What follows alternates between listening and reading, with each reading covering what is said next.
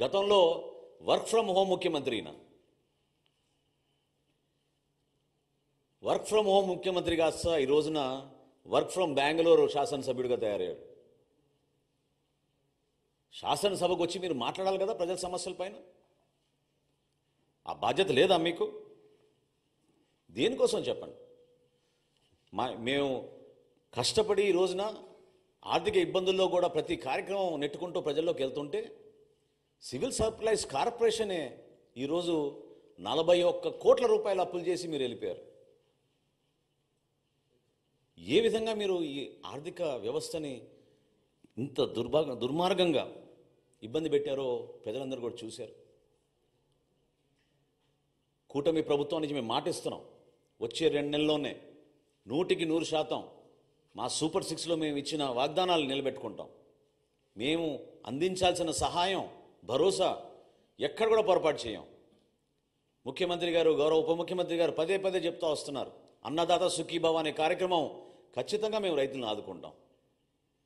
అదేవిధంగా తల్లికి వందనం, బిడ్డల్ని చదివించుకునే కార్యక్రమం, ఎంతమంది బిడ్డలున్నా సరే ఒక కుటుంబంలో వాళ్ళందరికీ కూడా 15,000 చొప్పున ఇస్తామని చెప్పి చాలా స్పష్టంగా దానికి బడ్జెట్ కేటాయింపులు కూడా చేసి మేము సిద్ధంగా ఉన్నాం. ప్రజలందరూ కూడా రోడ్లు వేయండి మహాప్రభు అని బతిమలాడుకుంటే మీ ప్రభుత్వంలో గుంతలు కూడా పూడ్చలేదు. మీరు ఋషికొండ ప్యాలెస్కి మాత్రం 500 కోట్లు ఖర్చు పెట్టారు. శాశ్వతంగా ముఖ్యమంత్రి అయిపోతా అనుకున్నాడు. సముద్ర తీరాన ఒక అద్భుతమైన కట్టడిలో ఆయన అక్కడ నిలబడి ప్యాలెస్ లాగా దాన్ని తయారు చేసుకుని పర్మనెంట్గా ఇక్కడ ఉండిపోతామని ఒక పిచ్చి భ్రమలో చేసిన కార్యక్రమాన్ని ఎంత నష్టం కలిగించిందో రాష్ట్రానికి ఈరోజు మనం చూస్తున్నాం. పర్యాటక రంగానికే నష్టం కలిగించింది. నిధులన్నీ కూడా దారి మరలించారు. వందల సంఖ్యలో సలహాదారులను పెట్టుకున్నారు. దాదాపు 680 కోట్ల రూపాయలు సలహాదారుల పైన ఖర్చు పెట్టారు. సలహాదారులకి సలహాదారుడు, ముఖ్యమైన సలహాదారుడికి దాదాపు 160 కోట్లు ఖర్చు పెట్టారు ఆయనకి. మరి ఇంతమందిని ఉపయోగించుకుని కనీసం జల్ జీవన్ మిషన్లో కేంద్ర ప్రభుత్వం ఇచ్చిన 14,000 కోట్ల రూపాయలు కూడా మన రాష్ట్ర ప్రజలకి మీరు ఉపయోగించుకోలేకపోయారే. ఇంతకన్నా మోసం ఏమైనా ఉంటుందా? పరిపాలన చేతకాక దద్దమ్మలాగా మీరు కూర్చుని మీరు కలిగించిన నష్టం ఈ రాష్ట్రానికి పూడ్చడానికి చాలా సమయం పడుతుంది. అనేక ఇబ్బందుల్లో ఉన్నాం. అర్థం కాని పరిస్థితుల్లో కూడా కష్టకాలంలో మేము ప్రజల్ని ఆదుకోవడానికి మేము ముందుకు తీసుకెళ్తున్నాం. నోరు ఉంది కదా అని ఇందాక అన్నట్టు వర్క్ ఫ్రమ్ బెంగళూరు ఎమ్మెల్యే అయినా, జనరల్గా శాసనసభ్యులు అసెంబ్లీ అయిపోయిన తర్వాత వాళ్ళ నియోజకవర్గాలకు వెళ్ళి పనిచేసుకుంటారు, ప్రజలకి అందుబాటులో ఉంటారు. ఈయన మాత్రం శాసనసభకి రాడు, బెంగళూరుకి మాత్రం తరచుగా వెళ్ళిపోతూ ఉంటారు. ఏ విధంగా మీరు ప్రజా సమస్యలపైన మీరు నిలబడతారు చెప్పండి? ప్రజలు మీకు ఒక శాసనసభ్యుడిగా మిమ్మల్ని ఎన్నుకున్నారు కదా, దాన్ని మీరు గౌరవించాలి కదా, నిలబడాలి కదా.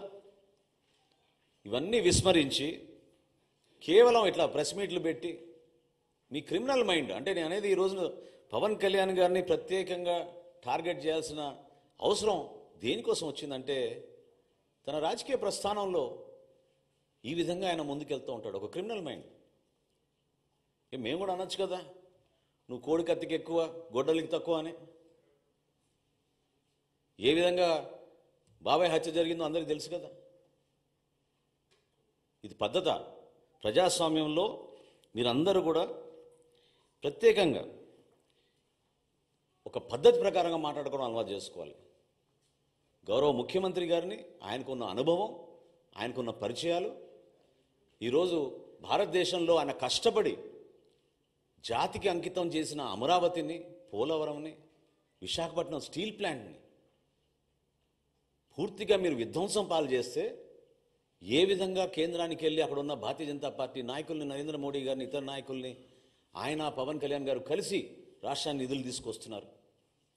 కలిసి పనిచేయాల్సిన సందర్భం కాదా ఇదని నేను అడుగుతున్నాను జగన్మోహన్ రెడ్డి గారిని. మీలో ఏమైనా ఇంకిత జ్ఞానం ఉంటే రాష్ట్ర ప్రజల పక్షాన్ని నిలబడండి. అభివృద్ధి కార్యక్రమాల్లో మీరు పాలు పంచుకోండి. సంక్షేమ కార్యక్రమాలు ఎక్కడైనా పొరపాటు జరుగుతుంటే ప్రభుత్వం దృష్టికి తీసుకురండి. ఎన్నికలు ఇంకా చాలా దూరంగా ఉన్నాయి మనకి. ప్రజలు మన ఎన్నుకుంది 5 సంవత్సరాల పరిపాలన అందించమని. అంతేగాని నోరు బారేసుకుని ప్రతిసారి మాట్లాడితే మాత్రం జనసేన పార్టీ మిమ్మల్ని ఈ విధంగా మీరు చేస్తున్న ఈ కార్యక్రమాల్ని ఖచ్చితంగా ఖండిస్తాం. ఇది చాలా తప్పు. ప్రజాస్వామ్యంలో ఒక బాధ్యత గల వ్యక్తిగా, ఒక మాజీ ముఖ్యమంత్రిగా మీరు అందించాల్సిన సలహాలు, సూచనలు మీరు ఇవ్వండి. వ్యక్తిగత విమర్శలకి, కించపరిచే విధంగా, దానివల్ల మీకు ఏదో ఓట్లు పడిపోతాయి అనుకుంటే మాత్రం నిన్నటి ఎన్నికలే మీకు దానికి నిదర్శనం.